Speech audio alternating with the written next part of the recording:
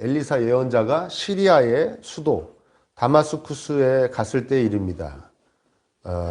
이스라엘이 이렇게 있으면은 그 북쪽에 시리아, 지금도 시리아라는 나라가 있잖아요. 그 나라 얘기하는 겁니다. 왜 갔는지 모릅니다. 그리고 어떻게 갈 수 있었는지도 모릅니다. 왜냐하면 시리아는 이 엘리사를 굉장히 미워했거든요. 엘리사가 자기들이 군사작전 짜고 뭐 이런 거 다 이스라엘 군한테 가르쳐 줘가지고 자기네들이 매번 전투에 지고 그랬기 때문에 엘리사를 막 죽이려고까지 했었는데 아마도 사이가 조금 괜찮아졌을 때였는지 엘리사가 거기를 이제 가게 되었습니다. 마침 그 시리아에 그 베나닷이라는 왕이 병이 들어 있었고 누군가가 엘리사가 이 시리아에 와 있다고 이야기를 전하니까 이 베나닷이 신하 하사엘에게 너 가서 그 엘리사 예언자에게 내 병이 낫겠는지 한번 물어보고 와라. 그렇게 이제 명령을 내리는 거죠. 그래서 이제 하사엘이 낙타 40마리에 각종 좋은 예물을 싣고 가서 묻습니다. 아주 뭐 최대한의 예우를 갖춰서 우리 왕이 병이 낫겠냐고 물어보라고 저렇게 보냈습니다. 근데 엘리사가 이렇게 얘기해요. 낫는다고 그래라. 병에서 낫는다. 그런데 반드시 죽는다고 하나님이 알려주셨다. 이렇게 말해요. 그러니까 너가 지금 걸린 그 병에서는 낫는데 그 병은 나을 병인데 근데 넌 죽어. 그런 얘기죠. 그러면서 하사엘을 막 쏘아보다가 엘리사가 막 웁니다. 그러니까 하사엘이 깜짝 놀라서 아니 예언자님 왜 저를 보다 우십니까 하니까 12절에 뭐라고 얘기합니까? 나는 그대가 이스라엘 자손에게 어떤 악한 일을 할지를 알기 때문이요. 실제로 이 하사엘이 나중에 시리아의 왕이 돼가지고 이스라엘에 쳐들어와가지고 진짜 이 일을 다 해요. 이스라엘을 아주 막 엄청 힘들게 합니다. 하사엘이. 그래서 막 이스라엘 왕이 하사엘한테 막 싹싹 빌고 막 별일이 다 일어나요. 그런데 하사엘은 너무 기가 막힌 거죠. 제가 어떻게 그런 일을 할 수 있습니까? 저는 그냥 일개 신하일 뿐입니다. 그러니까 엘리사가 얘기하죠. 주님께서 그대가 시리아의 왕이 될 것을 나에게 계시하여 주셨어. 그 하사엘은 그 얘기를 듣고 궁으로 돌아가서 베나닷에게 예언자님이 왕은 임금님은 반드시 낫는답니다. 그 얘기를 하고 난 다음에 다음 날 물에 적신 담요를 왕의 얼굴을 영화 같은 데 많이 나오죠? 물에 적신 담요를 왕의 얼굴에 이렇게 덮어갖고 숨이 막혀 죽게 만들고 스스로 왕이 됩니다. 이 일은 이미 오래전에 몇십 년 전에 예언되어진 일이에요. 엘리야가 왜 그 갈멜산에서 이방 선지자 850명하고 영적 전투 벌인 다음에 아합의 부인 이세벨이 죽인다고 그러니까 도망가가지고 로뎀나무 밑에 있을 때, 그 아시죠? 하나님이 이제 먹이시고 그래가지고 또 거룩한 산, 호렙산으로 데려가가지고 거기서 이제 계시하실 때 너는, 시리아로 가서 하사엘에게 기름을 부어서 시리아 왕으로 세우고, 그 다음에 예후에게 기름 부어서 이스라엘 왕으로 세우고, 네 후계자로는 엘리사를 세워라. 이렇게 명령하세요. 그러니까 엘리야는 하나님한테 직접 계시를 받았는데 자기가 직접 한 일은 엘리사 자기 후계자로 세운 것밖에 없고 그 다음 일은 다 엘리사가 합니다. 엘리야가 받았는데 엘리야가 받은 일을 엘리사가 다 이어지는 거죠. 사역이 이루어진 겁니다. 엘리사가 예후에게 네가 이스라엘의 왕이 될 것이다. 그래서 예후가 쿠데타 일으켜서 왕이 되고 그 다음에 지금 이 하사엘에게도 네가 시리아의 왕이 될 것이다 해서 이 하사엘이 또 베나닷에게 쿠데타를 일으켜서 왕이 되는 것이에요. 그 하나님의 섭리하심 가운데 계획하시고 역사하심 가운데 엘리야도 살아가는 것이고 엘리사도 살아가는 것이고 이 죽임을 당한 베나닷도 거기서 살아가는 것이고 하사엘도 살아가는 것입니다. 근데 하나님의 섭리 속에서 서로 전혀 다르게 사는 모습 두 개가 오늘 본문에 나오는 거예요. 모습 두 개가. 거기서 우리는 또 그리스도인의 살아가는 모습 두 가지를 볼 수 있습니다. 첫 번째 살펴볼 것은 하사엘입니다. 여러분, 하사엘이 반역을 했는데 어떻게 반역을 하게 된 것일까요? 첫 번째로 이렇게 해석하는 사람들이 있습니다. 전혀 생각이 없었는데, 자기 반역할 생각이 전혀 없었는데 하사엘이 엘리사의 말을 듣고 우리 왕이 그렇게도 막 꼼짝 못하는 예언자가 섬기는 신이 내가 왕이 될 것이라니까 거기에 깊은 감명을 받고 실천에 옮겼다. 왕을 죽일 마음을 먹었다. 아니면 하나님이 막 강권적으로 역사하셔서 하사엘이 막 주문에 걸린 것처럼, 홀린 것처럼, 어느 영에 사로잡힌 것처럼 담요에 물을 적셔서 죽여야지 막 이러면서 로봇 같이 가서 팍 죽였다. 뭐 이렇게 해석하는 사람도 있어요. 그러니까 아무 생각이 없었는데 엘리사가 하나님의 뜻을 전하니까 그때부터 180도 변해가지고 반역을 꿈꿨다. 그런 얘기가 있고, 두 번째 해석은 뭐가 있냐면 늘 반역의 마음이 있었다. 저걸 어떻게 죽이지? 저걸 어떻게 죽이지? 이러고 살았는데 엘리사의 말이 불을 붙였다. 하나님의 계시가 불을 붙였다는 것이죠. 성경에서는 정확하게 언급하고 있지는 않아요. 뭐가 맞는 말인지. 그런데 저는 두 번째 해석이 거의 확실하다고 말씀드릴 수 있습니다. 왜? 여러분, 어떻게 내가 다음 왕이 된다고? 그럼 반역해가지고 다음날 죽입니까? 그렇죠? 그런 쿠데타 본 적 있으십니까, 여러분? 그런 거 없잖아요. 자기 편도 다 만들고 이 선왕이 죽고 나면 자기가 어떻게 왕이 될지 계획도 세우고 자기를 그렇게 뭐 어떻게 해서 자기가 왕이 될 것인지 차근차근 다 계획을 세우고 자기 편을 만들고 이걸 다 해놓은 다음에 쿠데타를 일으키는 거지. 그렇죠? 어떻게 그냥 누가 말했다고 내가 왕 돼요? 그리고 가서 죽입니까? 이게 말도 안 되는 거죠. 그러니까 쭉 하사엘은 왕이 되고 싶었던 거예요. 그리고 그렇게 하기를 늘 바랬고, 나름대로 자기 나름대로 준비를 하고 있었던 것 같아요. 그런데 하나님의 말씀이 엘리사를 통하여 딱 떨어지니까 확신을 갖게 된 거죠. 그리고 용기를 내게 된 것입니다. 내가 왕이 되는구나. 신이 한다는데 뭐. 그리고 이제 실행에 옮긴 거죠. 이 하사엘에게 하나님의 말씀은 어떻게 임하는 겁니까? 그저 자신이 생각하는 대로, 자신이 원하는 대로 되게 해주는 능력이죠. 하나님의 말씀은. 더 확대해서 해석하면 하나님은 그냥 하사엘에게는 능력인 겁니다. 자기가 원하는 바, 계획하는 바, 하고 싶은 말을 이룰 수 있게 해주는 어떤 동력이 되는 것이죠. 그냥 하나님이 능력인 거예요. 해도 되는구나 확신을 주고, 그래 해보자 힘도 되고, 때로는 지혜도 주고, 그런 것이죠.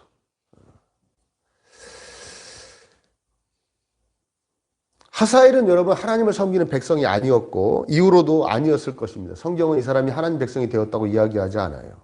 그런데 기독교인도 이 하사엘의 모습으로 살아갈 수 있습니다.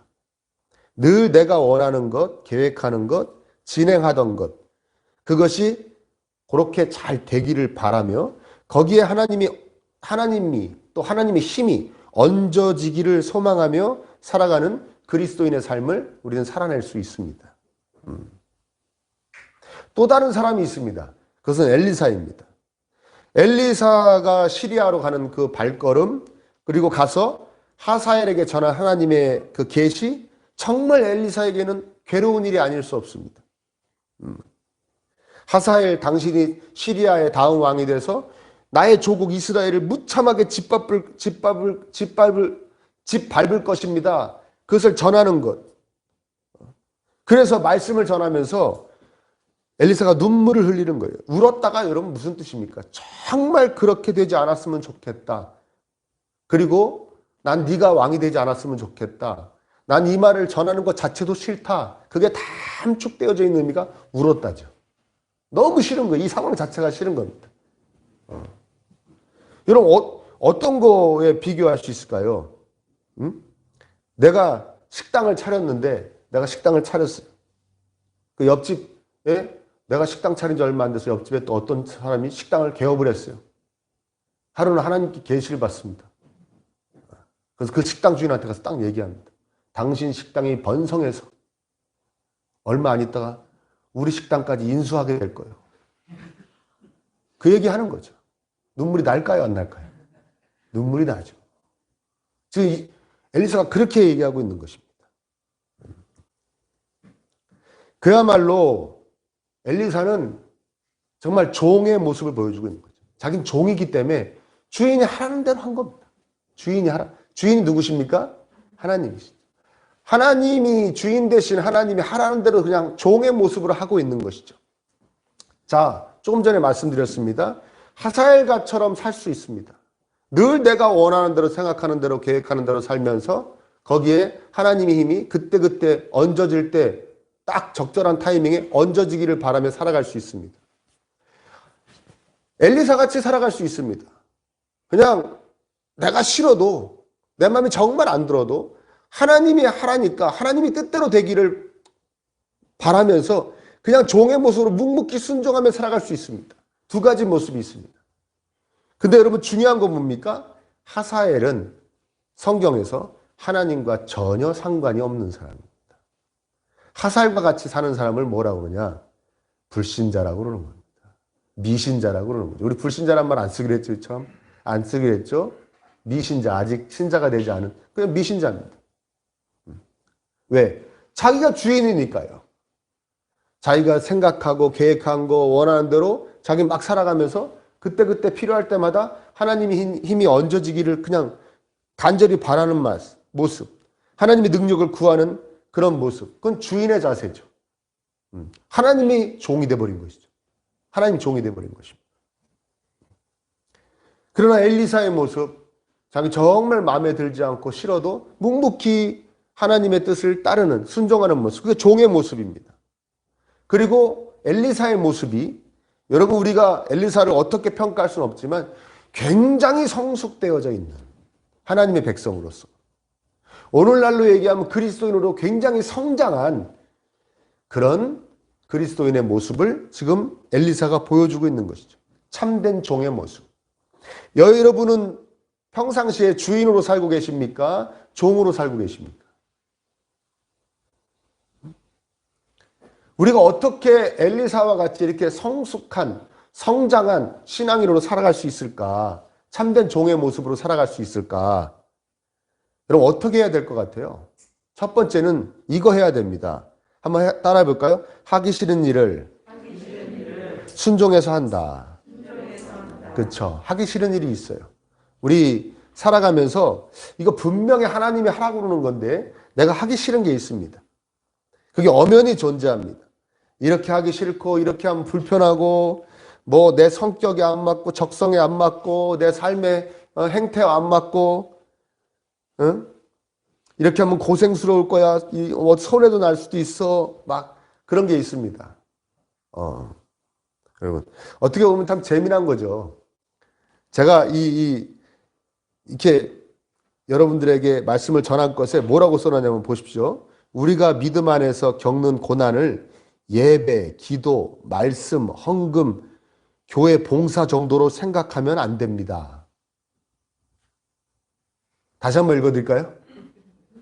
우리가 믿음 안에서 겪는 고난을 예배, 기도, 말씀, 헌금, 교회 봉사 정도로 생각해서는 안 됩니다. 그렇게 써놨는데 그렇게만이라도 생각하세요. 네? 그렇게만이라도 생각하시고 그 중에 예배, 기도, 말씀, 헌금, 교회 봉사 중에 내가 하기 싫은 걸 하세요. 내가 잘 안 하는 거, 약한 거. 제가 늘 얘기했죠. 기독교인은 강점으로 승부하는 사람들 아닙니다. 약점을 없애가는 사람들이죠. 아멘? 그 강점으로 승부하는 사람은 그 이상한 사람이에요. 네? 약점을 없애가는 겁니다. 자기가 하기 싫은 걸 하는 거예요. 잘 안 되는 거. 하기 싫은 것만 막 열심히 하면 뭐가 되느냐면 취미생활 되는 거예요. 취미생활. 그렇지 않습니까? 자기가 하고 싶은 거. 전 이런 거 잘해요. 그러니까 교회에서도 이런 거 시켜주세요. 막 그것만 해요. 어떤 사람은 또 저 이런 거 잘해요. 이런 거 말고 이런 거 하시죠. 저 그거 못해요. 해본 적도 없고 하기도 싫어요. 그게 뭐예요? 취미생활이죠. 그걸 취미생활이에요. 여러분 취미생활을 막 하기 싫은 걸 막 애써서 합니까? 아니죠. 재밌고 좀 잘하는 것 같기도 하고 이거 뭐 보람도 느끼고 그러니까 그거 하는 거 아닙니까? 그걸 취미 생활이라는 거예요. 신앙 생활을 자기가 하고 싶은 것만 하면, 그건 그냥 취미 생활인 거예요. 그건 신앙 생활이 아닙니다. 하기 싫은 걸 하세요. 하기 싫은 걸 해야 성장합니다. 하기 싫은 걸 해야 성숙합니다. 말씀 보는 거 하기 싫은 분들이 있습니까? 말씀을 보십시오. 기도 잘 안 됩니까? 기도하려고 애를 쓰세요. 헌금이 아까워서 어쩔 수가 없습니까? 헌금하세요. 교회 봉사, 아직 뭐 정해드리진 않았지만 교회 봉사에 마음을 여세요. 난 어떤 걸 시켜줘도 하겠다. 나에게 아무리 불편해도 불이익이 와도 하겠다. 이 마음을 여시기 바랍니다. 아멘. 목적 설교는 아닙니다. 여러분들에게 뭘 맡기기 위해서 목적을 가지고 한 설교는 아니에요. 저 그렇게 설교하는 사람 아닙니다. 근데 그렇게 해야 된대요, 설교를. 저 그걸 못하겠어요. 막 간지러워가지고. 아무튼 그렇게 됐어요, 얘기가. 첫 번째, 하기 싫은 거 하는 겁니다. 하나님이 분명히 나에게 하길 원하시는데 내가 하기 싫은 거, 평상시 안 하는 거, 그거 하는 겁니다. 그래야 성장합니다. 두 번째 뭐냐면 많은 부분에서 하나님의 뜻대로 되기를 강구해야 되는 것입니다. 우리 신앙생활 너무 좁게 하는 건 아닌지 한번 생각해 봐야 돼요. 마치 나의 좁은 이 시야 안에서 존재하는 하나님인 것 같이, 내가 바라보는 요 안에서 하나님이 거기만 존재하시는 것 같아요. 하나님은 전 우주의 하나님이신데, 이 모든 피조세계 하나님이신데 내 시야 안에서만 존재하는 하나님인 그냥 너무 쪼르는 거예요. 요것만 해달라고, 내 뜻대로 되게 해달라고. 그렇다고 그렇게 되는 것도 아닌데도 말이에요. 제가 지난주에 우리 무슨 얘기했어요? 우리가 팔아먹은 거 다시 좀 갖다 놓자 해가지고, 저도 요번 주 중에 그 하나님과 관련된 시간을 많이 가지려고 애를 썼어요. 그래서 막 어떤 기독교 관련된 영상도 많이 보려고 했고, 음악도 많이 들으려고 했고, 책도 보려고 했는데 책은 많이 못 봤어요. 내가 솔직히 말씀드려요. 이따 나눔할 때 할 얘기를 다 하네. 책은 많이 못 봤는데 또 요번 주에 굉장히 정신이 없었어요. 뭐 여러 가지 일이 있었어요. 그래도 영상은 꽤 많이 봤거든요. 제가 봤는데 이런 말씀을 하시던 조정민 목사님이란 분이 말씀하신 분이 이거예요. 예수님이 세상에서 33년 살다 돌아가셨대요. 예수님이 33년 돌아가신 분에게 60도 넘은 사람들이 맨날 건강하게 해달라고 기도한대요. 도대체 무슨 염치로 그 기도를 하냐. 33살에 죽은 사람한테 33살밖에 못 살고 죽은 분한테 60 넘은 사람이 맨날 건강하게 더 오래 살게 해주세요 기도한다는 거예요. 아, 정말 천재적인 분이에요, 이분은. 정말 엄청 쪼르고 산다는 거죠. 기가 막히게. 언제 오래 살게 해달라고 기도하라고 성경에 써 있고, 언제 돈 벌게 해달라고 기도하라고 성경에 써 있냐는 거예요. 구약엔 써 있어요. 구약엔 써 있는데, 근데 구약은 여러분 항상 제가 말씀드렸지만 신약이라는 거울에 비춰서 봐야 된다 그랬죠. 예수님은 그렇게 말씀하신 적이 한 번도 없어요.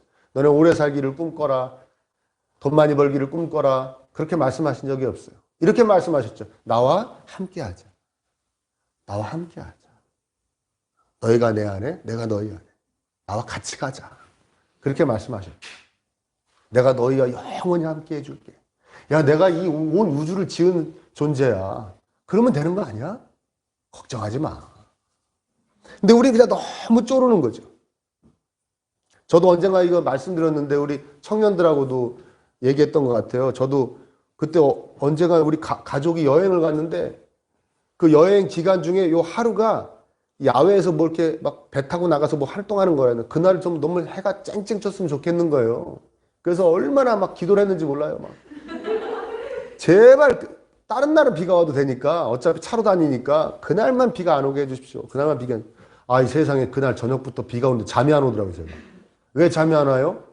비가 계속 와서 잠이 오는 게 아니고 살짝 섭섭한 거 있죠. 아니 세상에 오늘 낮까지도 쨍쨍했는데 갑자기 밤에 이 비가 오요. 다음날 비가 뻔히 비가 올 것 같더라고. 다음날 비가 꽤 많이 오더라고요. 그래가지고 그냥 아침부터 기분이 되게 안 좋은 거예요. 막 기분이 안 좋아가지고 막 이제 갔어요. 가면서 이제 그 선장님한테, 그 배 선장님한테, 그 선장님 뭐라냐? 이 비가 여기에는 얼마나 귀한 비인지 모른다. 이 비가 안 왔으면 큰일 날 뻔했다는 거야. 여기 농작물이나 이런 거 다 죽을 뻔했다는 거야. 하나도 수확을 못할 뻔. 완전히 농사를 마칠 뻔했. 그 아주 이때까지 안 오면 큰일 난다 할 때 딱 비가 왔다는 거예요. 그러니까 자기는 너무 정말 기분이 너무 좋다는 거예요. 감사하다는 말을 안 하는 거 보니까 교회 다니는 사람은 아닌 것 같고 너무 기분 좋고 지금 막 여기는 다 신났다는 거예요, 사람들이. 이 비가 와가지고. 이제 한시름 났다 그런다는 거예요. 제가 얼마나 회개했는지 몰라요. 야, 니네 가족 한번 즐겁자고 하루 즐겁자고 여기 이 큰 이 지역에 농사를 다 망치고 다른 큰 피해를 입게 해달라고 네가 쪼른 거 아니냐 하나님을. 응? 참 하나님 힘드시겠다. 응?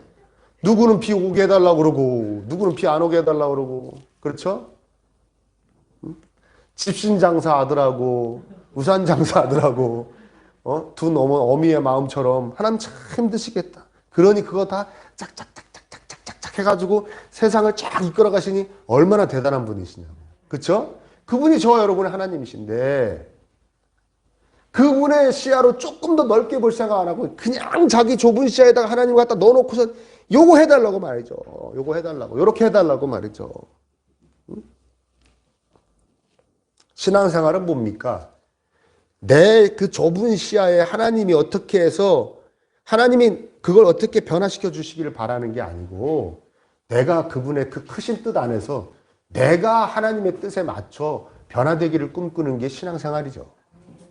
아멘. 내가 바뀌어야겠다. 하나님의 뜻이 내 삶에 임할 때 아멘 할 수 있는 심령으로 내가 바뀌어야겠다.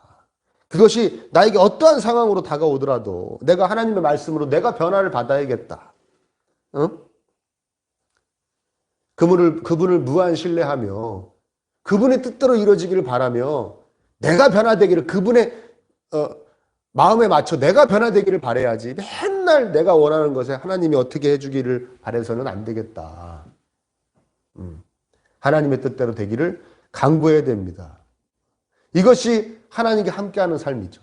하나님과 함께하며 하나님이 절로 가시면 나도 그걸로 가고 하나님 일로 가시면 일로 가고 그게 하나님 함께하는 삶이에요.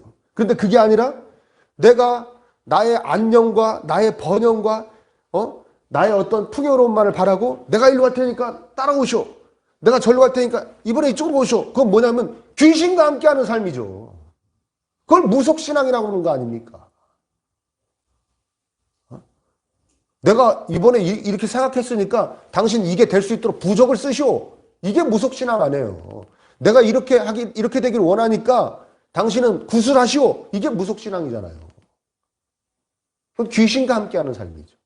하나님과 함께하는 사람은 하나님을 쫓아다니는 거예요. 하나님 이렇게 가시면 이렇게 가고 이렇게 가시면 이렇게 가고. 그게 하나님과 함께하는 삶이에요. 명심하시기를 축원합니다.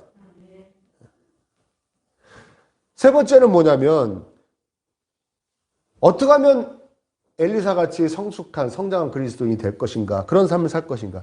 내 마음대로 되지 않는 상황, 내가 정말 싫어하는 상황도 하나님의 선하신 섭리하심을 신뢰하며 잘 받아내고 이겨내는 훈련을 해야 한다는 것.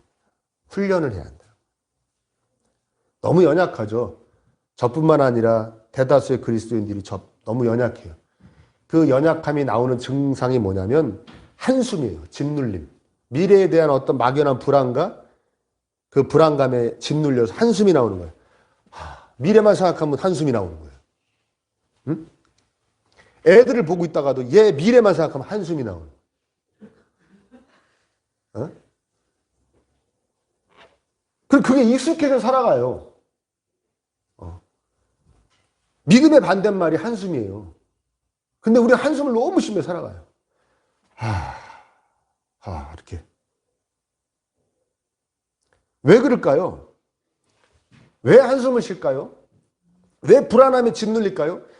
내가 정말 원하지 않는 상황이 내 앞에 닥칠까봐, 내 자식 앞에 닥칠까봐 그거 전전긍긍하기 때문에 한숨이 나오는 거예요.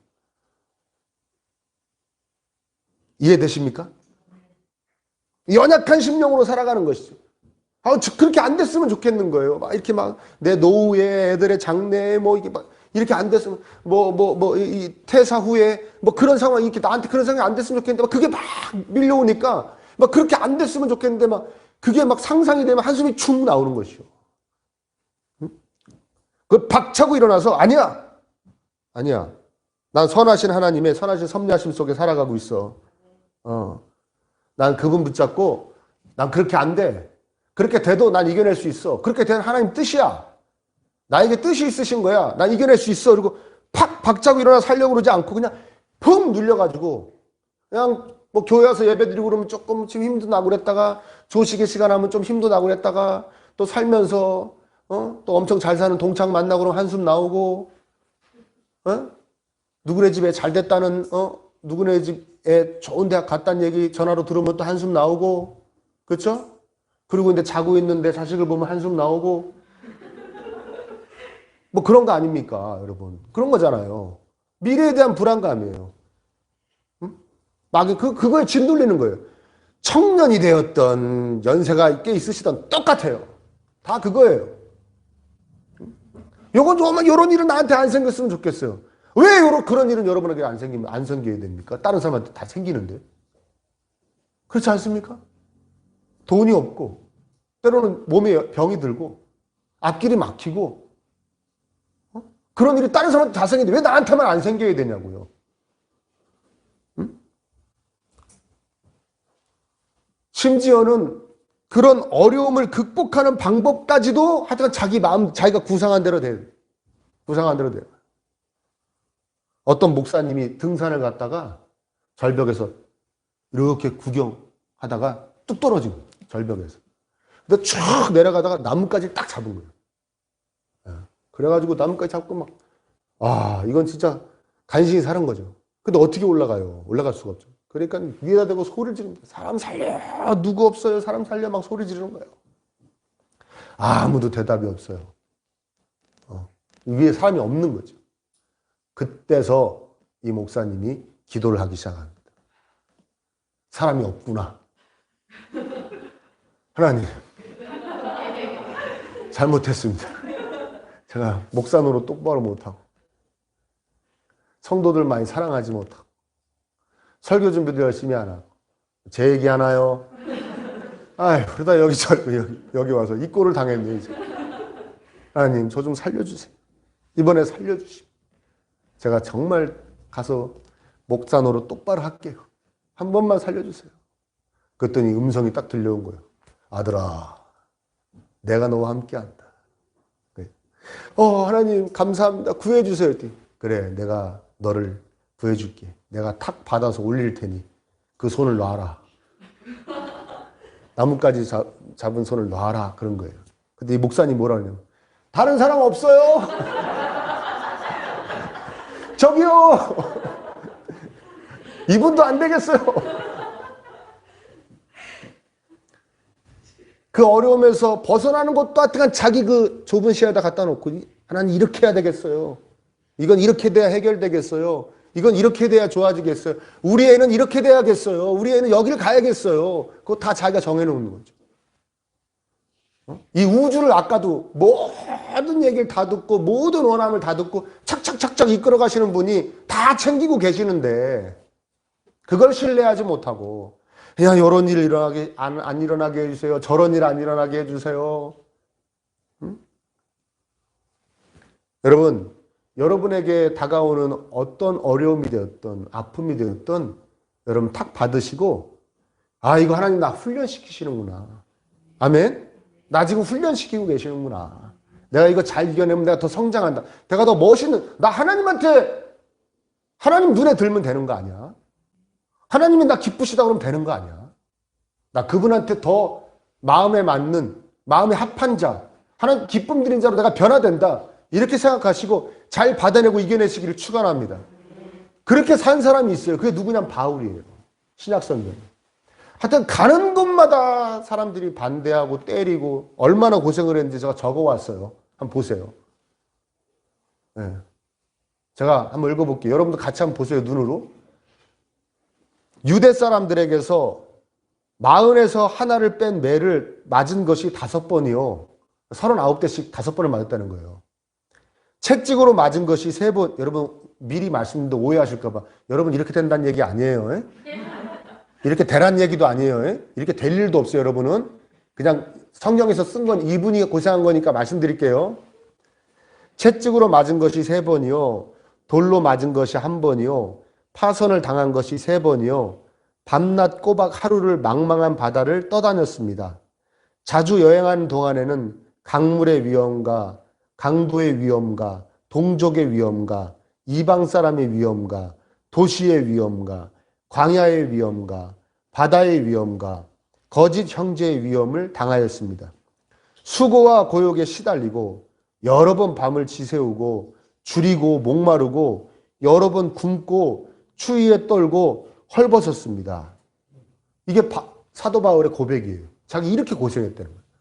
왜 고생했어요? 하나님 말씀에 순종하려다 보니까 그런 고생들이 막 찾아온 건데 이 고생을 다 겪어낸 거예요, 이 사람이. 그들이 뭐 어떤 고백을 하는 줄 아십니까? 이런 고백을 합니다, 여러분. 빌립보서 4장 11절에 13절 제가 읽어볼게요. 나는 어떤 처지에서도 스스로 만족하는 법을 배웠습니다. 이게 무슨 말이냐면 이렇게 나는 어떠한 상황에서도 즐겁게 행복하게 사는 법을 배웠습니다 라고 생각하시면 돼요. 12절에 나는 비천하게 살 줄도 알고 풍족하게 살 줄도 압니다. 배부르거나 굶주리거나 풍족하거나 궁핍하거나 그 어떠한 경우에도 적응할 수 있는 비결을 배웠습니다. 다르게 풀어 설명하면 가난을 이겨낼 줄도 알고 부유를 누릴 줄도 압니다. 배가 부르거나 고프거나 넉넉하거나 궁핍하거나 어떠한 경우에도 나는 만족하는 법을, 감사하는 법을 몸에 익혔습니다 라는 뜻이에요. 나는 익혔대요, 그걸 다 몸으로. 그러면서 이렇게 얘기하죠. 많이 오해하는 부분. 나에게 능력을 주시는 분 안에서 나는 모든 것을 할 수 있습니다. 이걸 이렇게 많이 오해해서 설교하고 받아들입니다. 그래서 저것만 딱 떼갖고 하나님을 잘 믿으면 나는 뭐든지 할 수 있어. 나는 어느 대학에도 다 가고 어느 회사도 다 들어가고 나는 재벌도 될 거야. 나는 병도 안 나. 뭐 이걸로. 그러니까 반대로 되는 거는 좋은 학교 못 가고 부자 안 되고 병 드는 거는 능력을 주시는 분 안에 없기 때문이야. 바깥으로 믿음이 없어서 빠져있기 때문이야. 이렇게 오해를 하는데 그 얘기하는 거 아닙니다. 저건 무슨 얘기냐면 이게 나에게 힘을 주고 강하게 하시는 그리스도의 도움으로 나는 하나님께서 원하시는 길로 쫙 갈 수 있습니다 라는 뜻이에요. 아멘? 나는 언제든지 하나님께 기쁨을 드리는 자로 살 수 있습니다 이거예요. 가난함이, 배고픔이, 병듦이 나를 어떻게 못한다는 거예요. 나는 그냥 하나님의 기쁨을 위해 쫙 살아갈 수 있다는 거예요. 하나님께 순종하며. 왜? 뭐 했기 때문에 그렇게 됐어요? 자기에게 정말 오지 않았으면 하는 일들이 왔는데 그것을 하나님 알겠습니다. 잘 이겨낼게요 하고 그냥 감사하는 마음으로 받아, 이겨내고 극복하다 보니까 저런 사람이 된 거예요. 그 어떤 환경도 자기를 좌지우지하지 못한다는 거예요. 어떤 환경 속에서 자기는 하나님 원하시는 길을 쫙 꿋꿋하게 걸어갈 수 있는 튼튼한 사람, 단단한 그리스도인이 되었다는 겁니다. 이게 바울의 고백입니다. 저와 여러분 이렇게 되시길 축복합니다. 저와 여러분 되시길 축복해요. 살면서 내 뜻과 내 마음에 들지 않는 상황이 닥칠 때 여러분 너무 아파만 하지 마시고 낙심하고 절망도 하지 마시기를 바랍니다. 십자가에서 나 대신 죽으시기까지 사랑하시는 하나님께서 나에게 왜 이런 상황을 허락하셨을까? 나 더 단단해지라고 그러시는구나. 나 더 튼튼해지라고 그러시는구나. 응? 이거 훈련이구나. 나는 이 훈련을 통해 더 하나님이 기뻐하실 아름다운 존재로 변화되어져 간다. 하나님은 그거를 꿈꾸시는 것이다. 하나님은 내가 세상에서 번듯한 사람이 되기를 바라시는 게 아니라 하나님은 하나님 보시기에 예쁜 사람이 되기를 바라시는 거야, 나한테. 나 더 예쁜 사람으로 변해간다. 하나님 보시기에. 시간이 지날수록 저와 여러분은 성장해야 됩니다. 단단한 그리스도인, 사람답게 사는 사람, 튼튼한 사람. 늘 많은 것을 이해해주고 배려해줘야만 살아갈 수 있는 유치원생들처럼 살지 않기를 축복합니다. 장성한 믿음의 어른 그리스도인 되시기를 말씀에 순종하는 훈련. 하기 싫은 거 하세요. 하기 싫은 거. 늘. 하기 싫은 거 더 하세요. 그리고 내 뜻대로 되기를 바라는 것보다 하나님 뜻대로 되기를 늘 바라세요. 하나님 뜻을 여쭙고 하나님 뜻대로 되기를 바라. 그리고 여러분에게 찾아오는 모든 고난 너무 겁내지 마십시오.